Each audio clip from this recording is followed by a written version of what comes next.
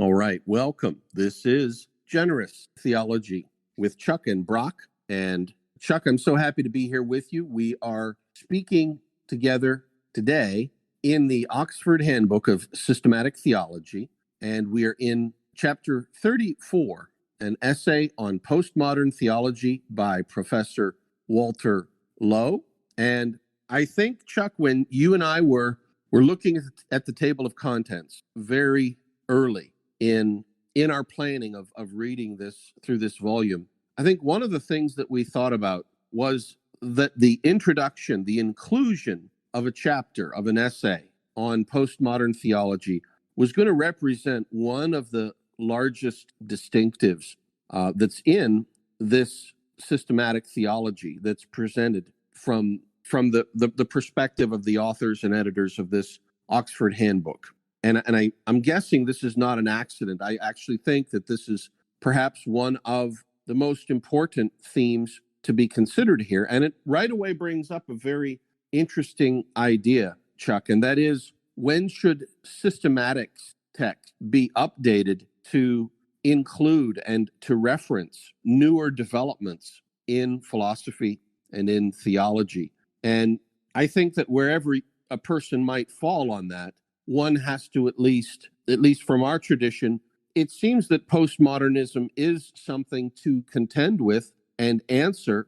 And when I say contend with, Chuck, of course, you and I contend in the generous sense that we possibly can, given what the topic's trying to do, how it's trying to change theology and philosophy, and indeed the social fabric of the culture. So postmodernism is a really interesting movement, and we get to see how it interacts with theology in the essay here. So that was some background, that was some introductions. Now, having had a chance to go through Professor Lowe's essay, I think there's a lot of questions. I think there are some potential insights that are here as well, and we're going to have fun just maybe unpacking that. And I just wanted to throw it over to you to introduce what impression the chapter made upon you. What ideas do you have, Chuck, when you think about how a systematic ought to perhaps include this topic, and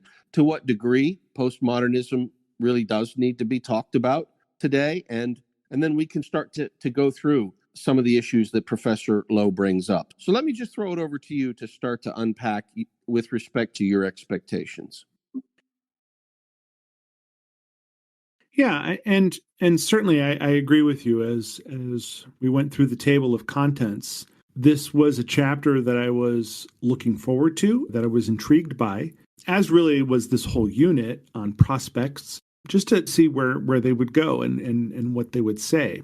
And certainly there is a sense that we are in a world that is moving much more towards this idea of postmodernism. It's not universal by any means. I think there is a lot of opposition to postmodern thought, across the board by many philosophers, many scientists, a lot of different thinkers. But there's also been, I think, both in terms of more the academic realm, but also I think just in the way people in their everyday experience see the world, there really has been an impact of postmodernism, of some of the concepts that are tied to it. The hard part really is determining what is postmodernism, right? There is a sense in which sometimes when we're in the midst of a new discussion, as we're in the midst of sort of new ways of thinking, those ways of thinking haven't really solidified yet. And so to really define postmodernism can be difficult. And therefore, the idea of writing a chapter about postmodernism in a book like this is fraught with difficulty. I suspect there are going to be those who would criticize this chapter as being unfaithful to their view of postmodernism. I think there would be those who might be critical, that maybe perhaps he's missed something, or that he's focused too much on one particular piece of it. I think one of the things that was difficult for me was he also makes some assumptions, I think, about what we might know about postmodernism and some of the basic ideas of postmodernism. He doesn't necessarily lay out here is how I'm defining postmodernism, here is what I believe it to be, but just reacts to what he is already, somewhat predetermined is the meaning of postmodernism. And that in and of itself isn't a huge problem, because I think we can start to dive into this and make some conclusions about what it is that he thinks of postmodernism. But that made it a little bit difficult. Certainly, there is also a sense in which the professor writes in a way that is maybe a little bit different than some of these other chapters. That's perhaps to be expected. A writer writing on postmodernism might not employ entirely modernistic methods of writing, but there was some of that as well that made things difficult. All that, though, is not to say that this was a valueless chapter. It certainly was valuable to read. I think there are some insights that are worth talking about. I think there are some insights for Christianity that are, worthy of thinking about. He makes some conclusions, I think, throughout this chapter that probably are worth some discussion. Conclusions, this idea that reason, common sense, and Christianity can't concur entirely, because if they do, Christianity ceases to be a calling and becomes a mere adornment.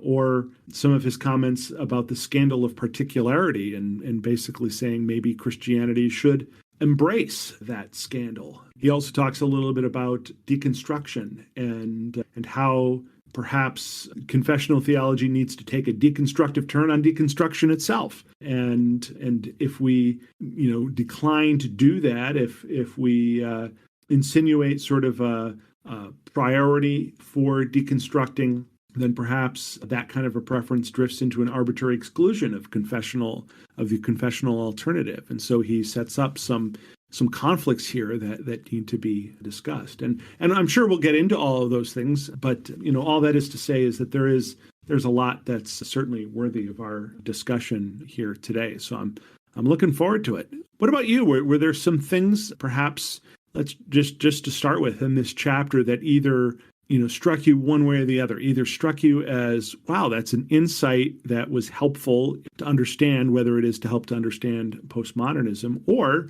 maybe even an insight that you had about our own faith and about the way that we think about theology based on some of the things that you read in this chapter? Yeah.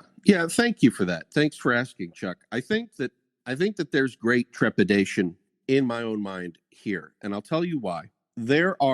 There's an old saying, Chuck, that says, if one's enemy says that strawberries taste delicious, then one need not reject the good taste of strawberries simply because one's enemy has stated it. What does that mean? And what does that have to do with postmodernism? Postmodernism, in some form, has the potential to just be an open enemy of a consistent conservative Christianity. Now, having said that, just as an enemy might say, strawberries are delicious, simply because a postmodernist will have some insights that are locally helpful and even insightful. And we're going to talk about, I think, some of those. It would be a foolish thing to say in partisan response, well, if the enemy says that strawberries taste good, then I have to take the position against strawberries tasting good. And so that's an error I would like to not make. Now, having said that, my conclusion is that postmodernism is perhaps a centerpiece in the campaign against the conservative Christian, let's call it the pre-critical tradition. And so with that in mind, at a high level, I do see an irreconcilability ultimately coming out. Now, that's a long journey, and there's a long way to go between point A and point B. So let's get into a little bit of what the professor's talking about, and we'll see how this builds. So Professor Lowe speaks, and in the first chapter, he says this: postmodernism, at its best, helps theology think hard and self-critically. If the sentence stopped there, Chuck, wow, that's great. I think that's an insight that would really be helpful. But the sentence continues. So let me reread it with the second part. Postmodernism, at its best, helps theology think hard and self-critically. and because it is itself in touch with a certain madness, which may just possibly be constitutive of who or what we are. Now, Chuck, I'm going to say, first of all, this statement in a small scope is very insightful. It's hard to talk about the human condition without being tempted to use ideas from the irrational side of human intellectual inquiry. Chuck, you and I have talked about, and other Reformed people have talked about sort of maybe three basic schools of philosophy. So you have rationalists, you have empiricists, and then you have irrationalists. Now this is just a generalization. This is not meant to fit every situation, but you have this sort of rock, paper, scissors situation happening. And what seems like it'll happen a lot of times is that one of the three will come into its season of popularity and a season of intense inquiry, a season where that is the way where thinkers seem to want to go, for better or for worse, and a lot of times, perhaps, for better. So in rationalism, you have this idea, this primacy of the transcendent, the primacy of incorporeal ideas over a materialistic reality. But then you fall into imbalance as some people take rationalism to the point that seems unhealthy, in that it makes everything a matter of the intellect, everything a matter of these ideals, to the exclusion of other things, such as, for example, lived experience, human consciousness. So in reaction to that overdoing of rationalism, it seems that thinkers will pop up who are very empirical in nature. And so here you have this idea, the supremacy of the senses is served by what the human experience brings to the table. And boy, at first that's great. And it seems to be a counterbalance, perhaps, against an overly unhealthy rationalistic mindset. But then, of course, what can you see? You can start to see among empiricists the same sorts of unhealthy imbalances in empirical directions. So people will go from saying that knowledge is ultimately, importantly conditioned in some way by one's lived experience and by one's faculty of sensation. They'll take that and they'll take it to the furthest level away. And it'll be, there's nothing outside of the empirical. There exists nothing in the mind that was not first in the senses, is the famous peripatetic axiom. And so you have those two schools pushing and pulling upon each other.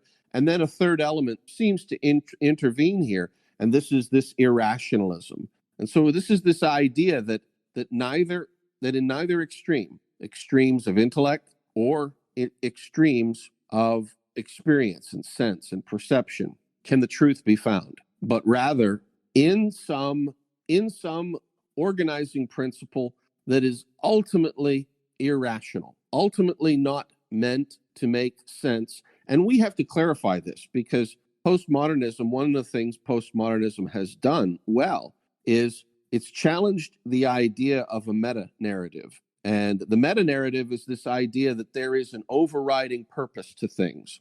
And in many cases, postmodernism has successfully pointed out that there are areas of reality that perhaps seemed to people to be very filled with purpose, to be very driven, as it were, typically by personal activity and interest of beings, for example, gods, and pushing on that to remove, to depersonalize, to just make it be what it is, to make it into just something that's not so purposeful. And so it's done that at a micro level and challenged narrative at the highest levels. And that's where we are now. But it's done so at the cost of introducing some sort of irrational imbalance. Now, this gets abstract really quick, Chuck. So what are ways to make this real? And I struggled with that, and I thought about that. What's a way to talk about what postmodernism might be like? And in my own mind, sometimes archetypes or particular personalities or situations come out as being really helpful for giving an intuitive feel. And I thought about what is an example of someone with a postmodern mindset in my understanding of things, and two persons that popped up that in my own mind seem to really capture the essence of where postmodernism can go, and it's worth talking about whether it must go. But two personality types. I think of the Joker from from the Batman DC universe, the character of the Joker, this brilliant madman who is so insightful, and the more Batman who could in some sense represent the best of rationalism and maybe even empiricism as well. And yet the Joker is always one step ahead of Batman, and he's always introducing chaos, and he's always introducing narrative challenging ideas. So when Batman comes along and quote unquote fights crime, as it were, the Joker's always there to push on the premise. Well, why? Who made you, Batman? Who made you the authority to fight crime? And so I think of the Joker, and I think of the Harley Quinn character, the female version of that. And those are two personality types that I find very difficult to want to incorporate in a systematic setting. And so when we're interacting with postmoderns, I'm not trying to demonize the writers that we're going to engage with in this chapter. I just want to say that ultimately, it seems that there is a very particular understood choice on their part, the postmoderns' part, to introduce this sense of madness.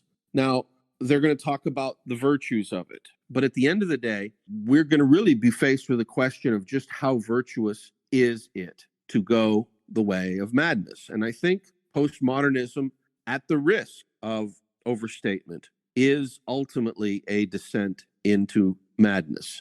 Now, Chuck, that's really a striking position. And I'm going to walk back aspects of it in certain ways. But at an overall high level approach, I think I've got really grave concerns about the appropriateness for what I would summarize as an anti-systematic approach. So can you write a systematic theology in which anti-system has a preeminent place? I think is the question that we have to ask ourselves. So unpacking it that way, Chuck, making some strong statements, trying to walk them back so that we can be measured and careful, and also to some degree generous, even with madness. I still think that we're in a very, very important spot. So how does that build on what you were interacting with and engaging with in the chapter? And where do you think Professor Lowe seems to be falling in with respect to that lay of the land? Yeah, it's interesting that it can be at times difficult to see where Lowe might be going in terms of whether postmodernism is or can be a good thing for Christianity, right? There are some spots where he seems to challenge the ideas of postmodernism. He seems to suggest that there is a sense that confessional Christianity needs to stand up to the challenge of postmodernism and respond in a way that is challenging, that says, no, we don't necessarily buy into all of these things. On the other hand, there are certainly places where he seems to really appreciate some of the challenges to Christianity postmodernism can raise, and suggests that there are, at least in some places, appropriate ways to engage with postmodernism. Now, I think one thing that you asked that I think is a very good question, and that question is it possible to write a postmodern systematic theology? And that's really a good question. And I was thinking about that a little bit, and also thinking about it even just in the terms of, how does a systematic theology approach postmodernism, and how do you deal with the fact that we're in a world where postmodernism is certainly a worldview that needs to be dealt with. And one thing I thought of is this, we refer to this Oxford Handbook as a systematic theology, right? It doesn't call itself a systematic theology. It rather calls it a handbook of systematic theology. But in many ways, it does many of the things that a systematic theology does. It covers the key topics of theology. It deals with questions and answers about very important subjects within theology. And, the first part talks about all sorts of doctrines: the doctrine of the Trinity, the doctrine of the existence of God, the doctrine of creation and providence and election, and the doctrine of humans, and the doctrine of God, the attributes of God, the fall, incarnation, salvation, justification, just to keep going on and on. We've talked a little bit about some of the sources, and there's a section on the sources for theology, and then conversations, and now we're in this section on prospects. It strikes me, though, that the difference between this Oxford Handbook and some of the systematic theologies, whether centuries old or more recent, that I have read or engaged with, is that in the end, this Oxford Handbook doesn't come to particular conclusions. It may offer possible conclusions, but it doesn't even necessarily do more than offer them. It doesn't declare them, right? And then another thing that it does is there is a sense in which, the systematic theologies that I've read, whether you start with something like the 4-volume Reformed Dogmatics that we're also spending time talking with, or whether you go with Calvin's Institutes, or whether you go with one of the 20th century systematic theologies, or even looking at some of the partial systematic theologies, like the one that I've mentioned before by Gordon Spikeman that I really appreciate. There is a sense there where the way that those systematic theologies are arranged is as a unity, right? Yes, you're talking about different topics. You move from one topic to another, but there's a sense in which a systematic is designed to be somewhat universal. It's designed to say, here is how, as we think about the whole of theology, here is how we do that. And yeah, we may break up into topics, but this is what we're doing. The Oxford Handbook does something a little different. It gives us a series of chapters on a number of different topics written by very different people, including people who I think we've noted don't necessarily agree with each other on some of the topics that we've read about, and come from somewhat different ways of thinking about some of these topics, and kind of puts them together into a handbook with all these different chapters that you can pick and choose from, and decide what you like, decide what you don't like, and then figure out how some of the topics may or may not relate to each other. In some ways, and I'm not going to go as far as to say that the editors of this Oxford Handbook did this purposefully to be a postmodern version of a systematic theology. But there is a sense in which, if postmodern really is about questionability and the ability to question, anything and everything, and, look at it in that way. If postmodernism is about sort of this idea that, we're going to disagree with mere rationalism, mere common sense, that there's much more, to it than that, and things don't necessarily have to all particularly come together, that we can deconstruct all of these things, I think perhaps it makes more sense to write a systematic theology in the way that we did. And if postmodernism is opposed to the what Lowe calls the scandal of particularity, well then, maybe this is how one writes systematic theologies in a postmodern era. And again, whether it's purposeful or whether it's just the way our minds work in a culture where postmodernism is really beginning to hold some sway, or whether it's just, the way things turned out to be, it is interesting that, there does seem to be at least a level of congruence between some of these ideas of postmodernism and how you might put together a systematic or non-systematic theology and the way that was done in this handbook.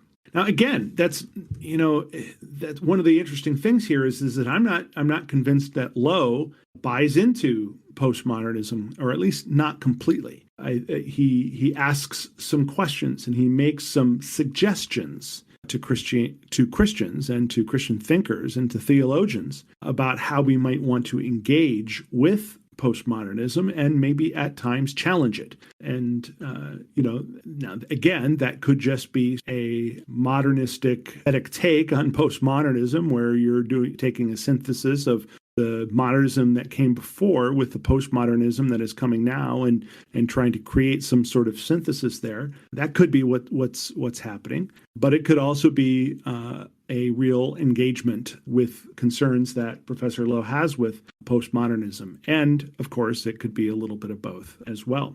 And I do think that that's for that reason it is at least, as you point out, it's at least worth tasting the strawberries to see whether there are some tasty bits of fruit that may well be worth digesting here and may be worth spending a little time in the strawberry patch, picking the best looking strawberries to talk about. I think I have spring fever. I'm beginning to think about going out into the strawberry patch in June. But in any case, there may be some value to doing that. Amen, my friend. Amen. Yeah, thank you for that build out. There's been for several years an interesting postmodern quote that I think emphasizes in a high and noble way some of the postmodern themes. Is a quote from author Philip K. Dick from his work, I Hope I Shall Arrive Soon. And he says in that quote, he says this: reality is that which, when you stop believing in it, doesn't go away. I'm going to say that again. Reality is that which, when you stop believing in it, doesn't go away. Now, there are some things about this quote that I like. And in a local sense, I believe it is often helpful.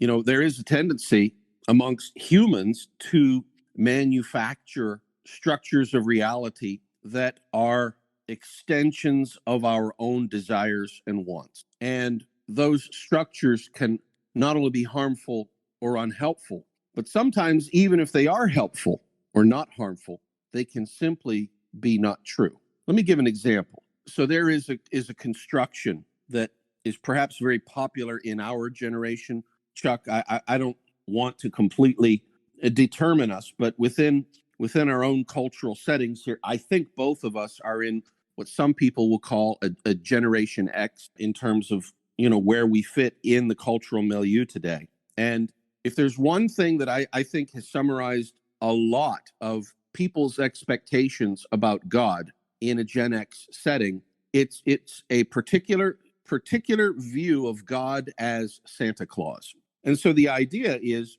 it was very popular to think of the Santa Claus experience and sort of project the God of Christianity around this harmless ideal of a present-giving older gentleman with puffy cheeks who loves to say ho, ho, ho, and just loves to bless and just loves to give gifts and wouldn't dare to be caught in a bad looking public relations type situation. And so with this idea of God as cosmic Santa Claus, this is a frame about reality that many in my generation seem to have constructed. And using this Philip K. Dick quote, reality is that which, when you stop believing in it, it doesn't go away. I think this is a great quote to take a hammer to that untrue frame. Now, when it happened, and for most of my early life, I think I was there when it was happening in the culture. Kids would go to bed at night, Christmas Eve. Oh, we're going to have presents in the morning. Yeah, Santa is going to fly around. He's going to fly around the world, and he's going to come down chimneys, and all the good little boys and girls are going to get some gifts. And that was just a narrative. And ultimately, while no one among the older generation thought it was a true narrative, it was, to maybe put it in light with this Philip K. Dick quote, it was a convenient fiction. And so imagine, of course, what happens. The young little one hearing these stories about this man flying all across the world on December 24th and placing gifts, going down chimneys, placing gifts. You got to leave cookies for him too, Chuck. Well, what a terrible thing it turned out when that narrative frame was destroyed. As the children got older, as older brother would start to whisper, there is no Santa Claus. It's just mom and dad. What? How can you say that? You see this example of a narrative structure that I think deserves to be destroyed. You know, growing up, I very early figured out that that was not the God of the Bible. And I was very jealous for the God of the Bible, that he should be thought of as a cosmic Santa Claus it just seemed very at odds with the truth. And so I was happy to see that structure challenged. Now, here's the thing, though, Chuck. That same hammer that can hammer on a narrative that is a convenient fiction can also be used to hammer on other narratives, such as Jesus Christ being the Son of God, which to certain people seems just as fictive as the Santa Claus idea. And yet, to you and to people who have read the scriptures and believed upon them, these two things are clearly not the same. And so there's a danger in that aspect of postmodernism, that the hammer, which can destroy a fictive narrative, can nevertheless do great damage even to the truth. And so in that sense, this quote has, while it's insightful, it has limitations. And so I think there's more to unpack here, and I want to get more into Professor Lowe's specifics. But Chuck, I just want to throw it over to you, to this idea of this constant challenge of reality. Chuck, whatever it is that you bring to the conversation, if I'm a postmodern, let's say, whatever it is you bring, I'm going to challenge. I'm going to push back. I'm going to ask for sources. I'm going to challenge those sources. And then when you support those sources, I'm going to challenge your support of those sources. And so we start to see that skepticism, while a good thing in small doses, actually can threaten to undermine the entire human project. So how does that fit in your mind, and where would you go from there? Well, first of all, I think you're right that in diagnosing this issue, like a lot of medicine, perhaps some of that questioning is good in small doses, right? But you can also overdose on medicine. If you take too much of it, it can be bad for you. Similarly, I take some vitamins, and my doctor wants me to take some of these vitamins. And there's a particular B vitamin that I take in somewhat higher doses than most people do. And my doctor's convinced that'll help with some things. But it's interesting that when he first put me on this higher dose, he said, look, we're going to monitor you because there are some negative things that can come from this higher dose of this B vitamin. And we need to monitor that to make sure that these negative impacts aren't outweighing the positive impacts. And in my case, it worked out okay. There was a period of time when I would take that medicine and I would get hot flashes and things like that, which apparently is with what can happen with this particular medication, with this particular vitamin. But in the end, it did a lot of what it was supposed to do. And I don't have those same sort of reactions today. And there's a sense, I think, in which this concept of questionability in postmodernism is somewhat the same. So there is some truth to the fact that if we leave our own faith entirely unquestioned, what can happen is we can become so content with it, and we can maybe even become careless enough with it that things will fall in to that religious belief that don't belong there. And so there is a sense in which we should be doing things. My father, I think, occasionally scandalized his small community that he taught college in by driving around in his old 74 Plymouth Duster with a bumper sticker that said "Question Authority." And I'm sure some people thought that. I'm like, what? Question authority? What do you mean? Are you questioning the Bible? Are you questioning what are you questioning? But of course, in the end, what he meant by that was not necessarily question it to the point of destroying it, but rather questioning it so that you actually can understand it better. And that's the difference. I think there is a sense in which some of postmodernism seems to be about questioning for the sole purpose of questioning for the sole purpose of tearing apart, questioning for the sole purpose of deconstructing. Whereas, that's not necessarily the positive piece of questioning, but there are some things that we ought to be doing, that we ought to be questioning about the way we think about things in order to better understand them. And, there are a few things in this chapter that I think point to that a little bit. For example, Lowe quotes Kierkegaard. And Kierkegaard is quoted as saying this. He says, "The greater honesty and even the most bitter attacks of an earlier age upon Christianity was that the essentially Christian was fairly well allowed to remain intact." And so at this point, Kierkegaard is saying, look, there were these attacks on Christianity, but they were honest attacks. They were attacking Christianity for what it was and allowing it to be what it was, rather than creating sort of a straw man or a paper version of Christianity. Kierkegaard goes on to say that the danger in Hegel was that he altered Christianity and thereby achieved agreement with his philosophy. In general, it's characteristic of an age of reason not to let the task remain intact and say no, but to alter the task and then say yes, of course, we are agreed. And I know, I think you quoted that not too long ago as well in thinking about. And so Lowe builds on Kierkegaard's words here, and he says, where reason, common sense, and Christianity concur, there offense, shock, and otherness are lost. Christianity ceases to be a calling, it becomes a mere adornment. So in this light, it would be a disservice if the present chapter were to suggest that theology and postmodernism can simply coalesce, right? We can't just... If all you get out of this chapter is, okay, let's just go to postmodernism and we're going to be good to go, that would be problematic. But Lowe also says it would be helpful if the two were found to share something more than a negative orientation, meaning that they're just opposite to each other. We need a positive point of reference, but not two. And he goes on to discuss that as well. And I think there is something to that, in that, we ask these questions of ourselves, but we also need to ask those same questions of postmodernism. And let's not be what I had a teacher who used to describe people as aginners. Aginners mean they're agin everything. They're against everything, right? And if you're an aginner, nothing anybody says is ever going to be good enough for you. I'm just agin it. And so Lowe is saying, let's not be aginners.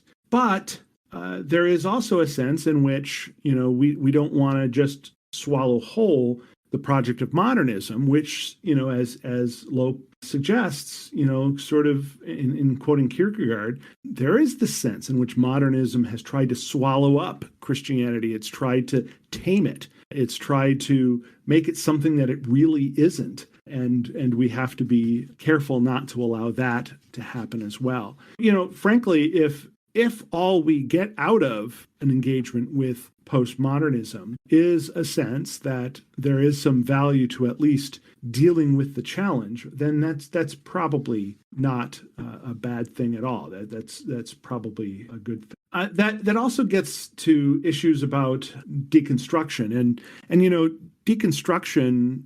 We've talked about deconstruction now for decades and decades, right? When I was in college and I graduated from college in 1990s, mostly in the late 1980s, deconstruction was just sort of a singular topic that we English majors talked about, and it was just one way of approaching a text. There were historical critics who would approach a text looking at the history of it and point out, what is the historical context, what's happening, how does the story that we're reading relate to that historical context. There were those who might have used more of a grammatical criticism, and they would just get at, what are the words, or others who might just look for images, right? A very image conscious type of criticism of literature, where you try to pick up what is the real meaning behind this? What is the images?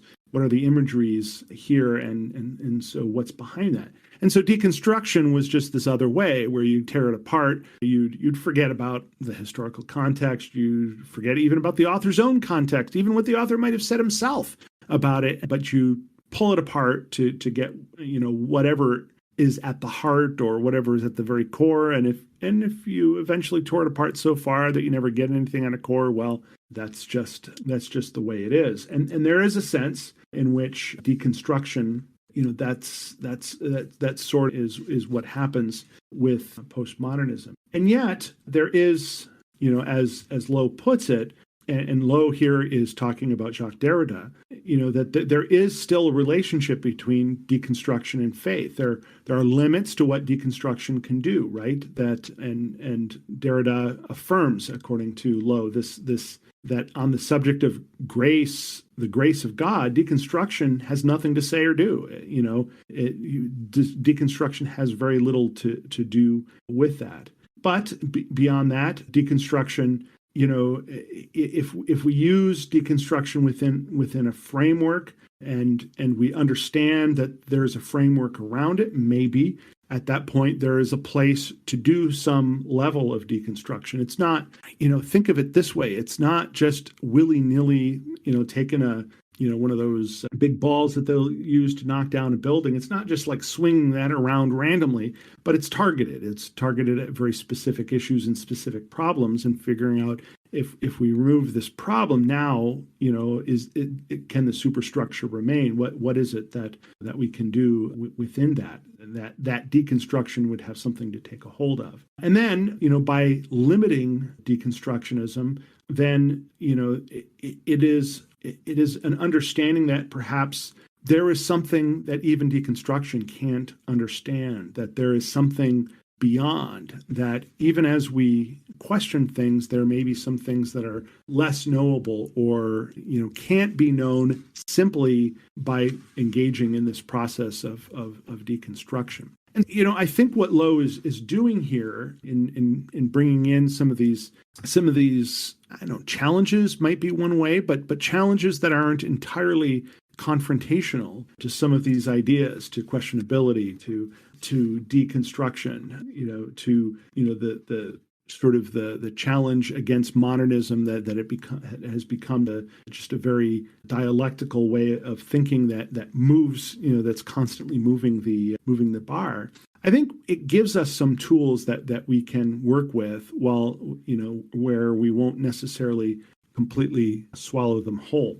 And, part of the reason I was thinking about this, I think I've mentioned in past a book that I own by the name of Who's Afraid of Postmodernism, written by Jamie Smith. And the full name is Who's Afraid of Postmodernism, Taking Derrida, Lyotard, and Foucault to Church. And it's part of a series on the church and postmodern culture. And what Jamie Smith does, Jamie Smith is a philosophy professor at Calvin University. What Jamie Smith does is he says, look, there are some challenges that we have to deal with. And he writes a number of chapters, as far as dealing with these postmodern thinkers and where have all the meta-narratives gone? And is there nothing outside of the text? And then what he says is this, and I found this to be really interesting. Smith says, if there's one thing that postmodernism is opposed to, it is the traditional. The very notion of the postmodern has become synonymous with the new,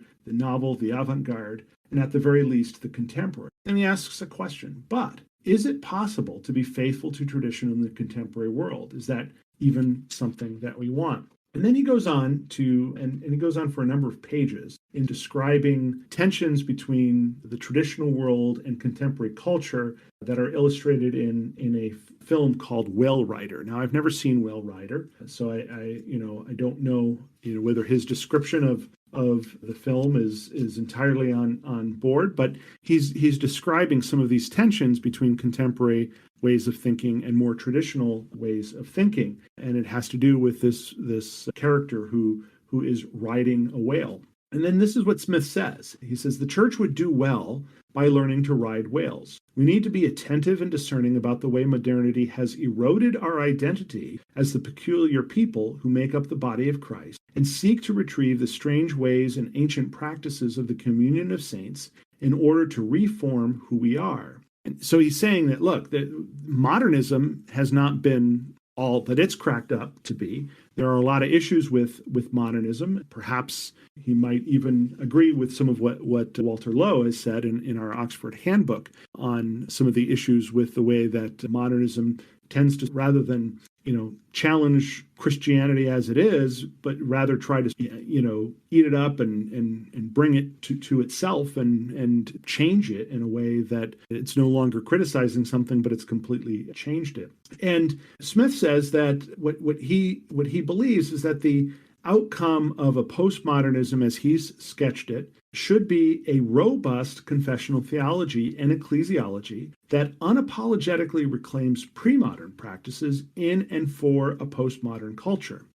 A more persistent postmodernism, one that really follows through on the implications of claims made by Derrida, Lyotard, and Foucault, or better yet, the meshing of their central claims with insights from the Christian theological tradition, will issue not in a thinned-out, sanctified version of religious skepticism, something he calls a religion without religion, and I would agree with that. There is a sense in which that's one way you can go with postmodernism is a sanctified religious skepticism, a religion without a religion. He says, look, he's saying if you really follow through on some of these postmodern ideas, then what you don't get is just this religion without a religion offered in the name of humility and compassion, but rather it's the ground for the proclamation and adoption of thick confessional identity. And so the most persistent postmodernism will issue in a postmodern dogmatics, or what we might call a post-critical dogmatics of second naivete.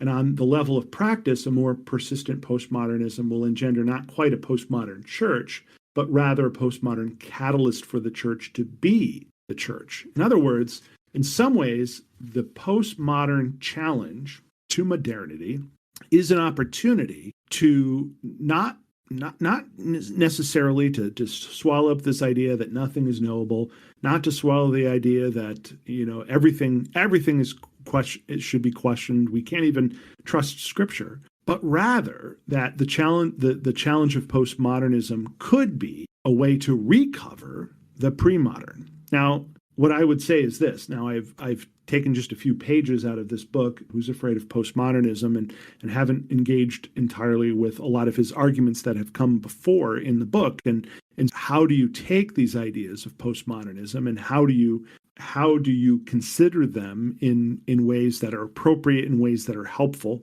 But I guess what it does bring to me is that yes, there are real concerns with postmodern thought. If all we do as postmodernists is deconstruct and never construct, if all we do is question without ever believing that there can possibly be an answer, if all we ever do is challenge and challenge and challenge until that's all life is, well, that's a problem. Who wants to live in a world like that, where there's never any certainty about anything, where everything is always to be questioned, where nothing can be enjoyed because it's all potentially, just in need for deconstruction? But if instead we use the challenge of postmodernism to point out how modernism itself has also been it's eaten away at this pre-modern confessional community, that it's eaten away at sort of a proper way of thinking about Christianity, if it's eaten away at some of the things that we would find the most beneficial from the early Christians and late ancient Christians like Augustine and plenty of others, and if by sort of some of these modern conclusions that we too often don't question, if we question in such a way that instead of just moving the target as modernism seems to do, but rather treats Christianity as something that is discrete and needs to be heard as it is, perhaps then the answer is a return to a more pre-modern way of thinking. Now, I will readily agree that one can become too naive in doing this, right? If all we do is say, look, modernism had problems, so we're just going to go right all the way out to postmodernism because that'll solve all our problems. Well, no, that's not the answer. In the end, we've done nothing different than what really we did in the 19th century with modernism and where that's continued. But instead, if I think as Christians we engage with postmodernism, recognizing that way of thinking is not, it's not something that in and of itself is scriptural, but recognizing that still patterns of thinking and cultural changes can be part of the created world that God has created. It can be part of the common grace that God extends to his people. There may be things that we can learn from it, so long as we remain rooted in Scripture, as long as we remain properly rooted in the ethics of Scripture, the thou shalts, the law, as long as we remain rooted in the gospel message and the need for a gospel message. Well, as long as we remain rooted in those things, then there may be a way to use this postmodern way of thinking to help, again, bring us back to a place where Christianity can, instead of being overtaken and conquered by a modernist way of thinking, can return to being its own things, what it was meant to be, what God created it to be. And similarly, the church as well. Instead of reshaping the church into a modernistic image, we don't want to reshape into a postmodernistic image either, but perhaps we can regain some of what has been lost in the modern era. Now, I know I kind of went on for a long time there, and I'm really interested in your reaction to what I've said, because I think in some ways I've been at least a little bit more towards what is being written here in this chapter by Professor Lowe than you might have been. I'm interested in hearing some of your reaction to that. Yeah, thank you, my friend. I think a part two is going to be in order here, and there's going to be more in Professor Lowe's essay to work through. One of the things that I just want to end this particular session with, to respond to what you're saying, is that if we're considering localized insights, then there's much insight to be had in investigating postmodern ideas. So to take the analogy that I started off the hour with, if the enemy writes a text and in the text says strawberries taste delicious, the fact that there is an enmity between us does not negate the truthfulness of that statement. And so in that sense, I think it's going to be profitable for the grounded and the mature Christian to consider postmodern inquiry. I would think that it's probably not profitable for Christians who are not well grounded in their faith to investigate until or after they've become grounded, because I think this is the kind of thing where people can lose the foundation, and there's danger here. And so ultimately, I'm going to be opposed to where much of postmodernism is going to be focused, and that's in, as you pointed out, what's ultimately this anti-Christianity traditionally understood. I really am going to oppose that. So there's more to talk about here, and I think we've got another discussion session in us. What do you think, my friend? I think that sounds like a plan. There's always plenty to discuss, and I think one thing I know that is probably also worth talking about, and you and I've talked a little bit about this, is even as we finish up a discussion on postmodernism, even just to think a little more generally about this entire section of the Oxford Handbook, the section that begins with theologies of retrieval and moves into revisionism, as we've talked about. But there are some other chapters in there as well, which we may not necessarily cover individually, but chapters on feminist theology and comparative theology and liberation theology. I think there are some things there that that they begin in some ways, these chapters begin to not necessarily repeat each other. That's not really fair. But there is a sense in which there is some congruence there. And I think that may be also something we'll want to discuss.